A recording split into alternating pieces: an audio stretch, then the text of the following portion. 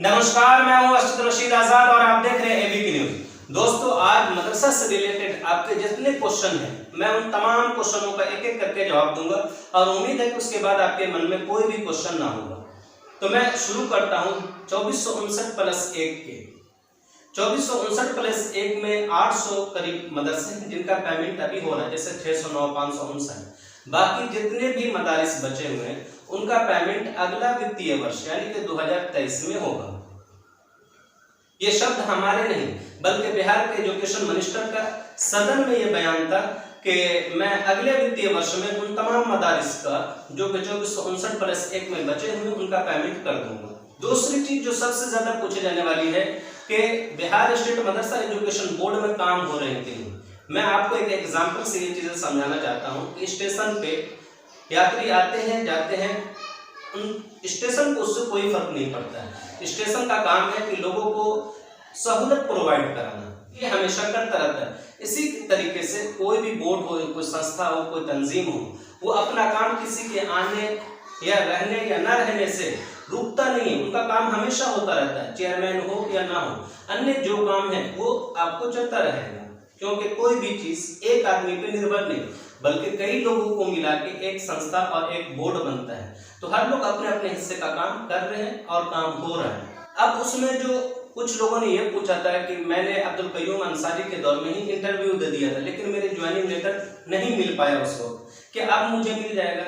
आप जरा और इंतजार कर ले और जब तक परमानेंट चेयरमैन ना आ जाए उस वक्त तक आपको मिलना जरा मुश्किल है।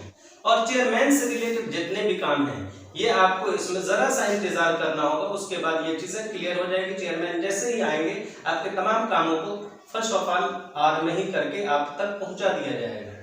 मैं आज जिस मुद्दे पे बहुत विस्तार से बात करने वाला हूं वो है साइंस टीचर। आप जानते हैं कि हिंदुस्तान 1991-92 में अपने इकोनॉमी जो आइडियोलॉजी थी उसमें चेंजिंग किया। उसके बाद हिंदुस्तान ने बहुत तेजी से तरक्की पकड़ा। उसी वक्त हिंदुस्तान के एजुकेशन मिनिस्टर को ये बात समझ में आई कि जिस तरह स्कूल के बच्चे सारे सब्जेक्ट पढ़ते हैं और आगे जाके अन्य अन्य फील्ड में अपने मनपसंद का जॉब करते हैं, अगर इसी तरह मदरस में एक लंबी तादाद बच्चों की है। सिर्फ अगर मैं बिहार की बात करूं तो बिहार के सरकारी मदरसों में जितने बच्चे रजिस्टर्ड हैं वो तकरीबन 10 लाख के करीब हैं। अब इन 10 लाख बच्चों को सिर्फ एक एजुकेशन पे छोड़ दिया जाए तो आगे जाके उन्हें बहुत सी समस्याओं से जूझना पड़ता है और उनकी लाइफ में बहुत से चैलेंजेस आते हैं जिसको वो सामना नहीं कर पाते। इसलिए भारत सरकार ने बिहार के मदारिसों में 3 साइंस के टीचर देने का ऐलान किया। अब जो मदारिस उस वक्त पास हो चुके थे, जैसे कि 1127 और अन्य जो भी मदरसे जो पुराने मदारिस हैं, उन तमामों में 3 साइंस के टीचर बहाल हुआ करते थे। उनका पेमेंट काफी कम था। जिस तरीके से अन्य टीचरों का पेमेंट बढ़ रहा था, उन टीचरों का पेमेंट नहीं बढ़ता था। वो 6000 पे ही अपनी ड्यूटी अंजाम उस वक्त से देते आज तक आ रहे हैं। अब इसमें 2018 के बाद स्पेशली अब्दुल कयूम अंसारी के दौर में ट्रेंड और अनट्रेंड का किस्सा चला। ट्रेंड और अनट्रेंड उसे कहा गया जो टीचर्स बीएससी करने के बाद अगर वो डीएलएड किए हों या बीएड किए हों तो उसे ट्रेंड माना जाएगा और उसकी पेमेंट 6000 से 12000 कर दिया गया। इसी तरीके से जो अनट्रेंड है उनका 6000 पे रुका रहा। लेकिन इसमें सबसे बड़ी समस्या जो टीचरों को, जो साइंस के टीचर थे, उनको ये रहा कि उनका पेमेंट परमानेंटली नहीं आता था, मंथली सिस्टम से नहीं आता था या 3 महीने 4 महीने पे क्वार्टरली नहीं आता था। उसका पेमेंट कभी 1 साल पे, कभी 1.5 साल पे, कभी 2 साल पे। तो इससे बहुत ज्यादा दिक्कत हुई। इसी वजह से तमाम मदारिस में आप देखेंगे तो साइंस के टीचर की सीट आज भी खाली है। किसी में 1 है, किसी में 2 है, जबकि तमाम पुराने मदारिस में 3 साइंस के टीचर होनी चाहिए। लेकिन पेमेंट परमानेंटली ना होने की वजह से टीचर प्रिंसिपल को परेशान करते हैं, कमेटी को परेशान करते हैं कि हम आपके मदरसे में खिदमत दे रहे हैं और हमें आप पेमेंट नहीं दे रहे, जबकि उनका पेमेंट भारत सरकार से आना है। तो इसलिए मदारिस के जो कमेटी है या प्रिंसिपल है वो इन सीट पे जल्दी बहाल करना नहीं चाहते। दूसरी समस्या, जो भी इसके उम्मीदवार हैं वो सोचते हैं कि अगर मैं बीएससी कर लिया हूं और आप इस नौकरी पे जाता हूं जहां हमारी पेमेंट काफी कम है और परमानेंटली भी नहीं है, तो मैं क्यों ऐसे जॉब में जाऊं। इसकी वजह से आज भी मदारिस में साइंस की बहुत सारी सीटें खाली हैं। अब्दुल कयूम अंसारी के दौर में साइंस के कुछ टीचरों को पेमेंट हुआ भी, लेकिन बहुत से अभी भी बाकी हैं जिनका पेमेंट नहीं हुआ। जो पुराने टीचर थे उन तमाम का पेमेंट हुआ। ये मैं आपके स्क्रीन पे लगा रहा हूँ, ये पेपर का कट मैंने बिहार स्टेट मदरसा एजुकेशन बोर्ड के फेसबुक पेज से लिया है। और जितने भी लोग मुझसे ये पूछ रहे थे कि मदारिस में हम साइंस के टीचर बनना चाहते हैं, मैं उनको पर्सनली आपको ये बताना चाह रहा हूँ कि मदारिस में कोई भारत सरकार या बिहार सरकार या बिहार स्टेट मदरसा एजुकेशन बोर्ड वैकेंसी नहीं निकालती है। मदारिस के जब आप 1981 का सेक्शन पढ़ेंगे, उनके रूल रेगुलेशन पढ़ेंगे, तो आपको उसमें पता चलेगा कि मदारिस में बहाल करने की जिम्मेदारी मदारिस के कमेटी की है। जो वहाँ कमेटी है या ट्रस्ट है या फिर जो प्रिंसिपल है, उनकी जिम्मेदारी है कि वो टीचर को बहाल करें।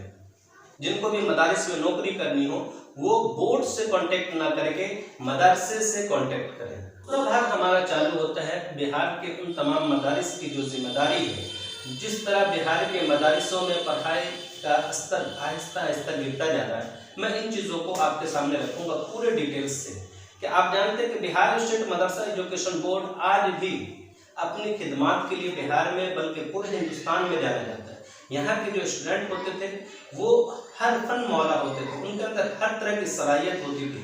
वो इस्लामिक स्टडी को भी उतनी ही मोहब्बत और उतनी ही दिलजोई से पढ़ते थे जिस तरह से साइंस की चीज़ों को पढ़ते हैं। लेकिन पिछले 20-25 सालों से मदारिस का एजुकेशन का जो मेयार है वो काफ़ी गिरा है। इसकी वजह से आप आज भी देख लें कि जो भी हमारे PCS एग्ज़ाम है, सिविल सर्विस के एग्ज़ाम है, उनमें मदारिस के एक भी बच्चे नहीं बैठे। ये मैं अपनी तरफ से नहीं बल्कि इस साल का रिपोर्ट है कि मदारिस से पढ़ने वाले एक भी कम्पिटिटिव एग्ज़ाम में नहीं बैठते हैं। अगर एक दो एग्ज़ाम को छोड़, इस तरह कुछ दिन पहले ट्रांसलेटर के लिए जॉब निकला था, सिर्फ उसमें ही मदारिस के बच्चे फॉर्म भरे, लेकिन अन्य जो भी एग्जाम है, NTPC का हो, बैंकिंग का हो या अन्य जो भी सेक्टर हो, उन तमाम में आप देख ले एक भी बच्चे मदारिस के सर्टिफिकेट पे या मदरसे से पढ़ा हुआ एक भी बच्चा फॉर्म नहीं भरता है। इससे पता चलता है कि जो मदारिस में एजुकेशन है उसका ग्राफ काफ़ी कमता जा रहा है। और अगर आप अपने ग्राफ को कम करते हैं तो इससे जो सबसे बड़ा नुकसान है मुस्लिम कम्युनिटी को है कि आप खुद अपने एजुकेशन स्तर को गिरा रहे हैं। 10 लाख बच्चे जहां मदरसे में पढ़ रहे हो और वहां एक भी बच्चे किसी भी एग्जाम के लिए अप्लाई नहीं करते हो, नौकरी के लिए अप्लाई नहीं करते हो, ये शर्म की बात है। अगर यही हालत रही तो आहिस्ता आहिस्ता मदारिस जो डेवलपमेंट की राह है उस राह से गिरेगी और गिरने के साथ साथ ये हर सरकार की नजरों से गिरेगा। और जिस तरह मदारिस का आसाम में, झारखंड में बीजेपी की सरकार ने मदारिस की जो हालत बना रखी है, मदारिस को जिस तरह बंद किया है तेजी से, वही हाल आपको तमाम हिंदुस्तान में देखने को मिलेगा। इसलिए वक्त से पहले सुधरना बुद्धिमत्ता होगी। हमारा एजुकेशन सत्र शुरू हो शव्वाल में तो हम चाहें कि अपने बच्चों को इस तरह तैयार करें कि वो कदीम सालेह और जदीद नाफिल दोनों एजुकेशन अपने साथ लेके और अगले 10 सालों में हर एग्ज़ाम में बच्चे बैठें और उन एग्ज़ाम को बहुत अच्छे से क्लियर करें।